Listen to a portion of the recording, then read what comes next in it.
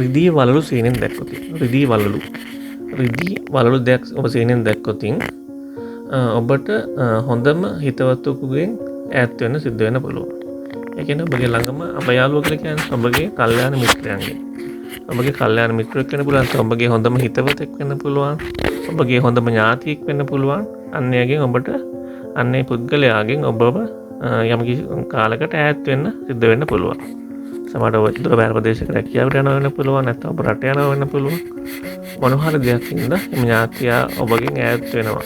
ඔබගේ ඉතින් අන්නේ වගේ දෙයක් තමයි මේ සීන පලාපලෙන් බෙන්නුම් කරන්නේ. ඔබ රිදී වලලු දෙකක් රිදී වලලු ඔබ සීනෙන් දැක්කොත් ඒක විශේෂ අවධානයක් යොමු කරන්න ඔබට හොඳම හිතවතෙකුගෙන් ඈත් වෙලා ඉන්න අවස්ථාව ලැබෙනවා. හොඳම හිතවතෙකුගෙන් ඈත් වෙලා ඉන්න ඔබට සිද්ධ වෙනවා මේ කාලෙදී. ඉතින් මේ ගැන විශේෂ අවධානයක් යොමු කරලා කටයුතු කරන්න.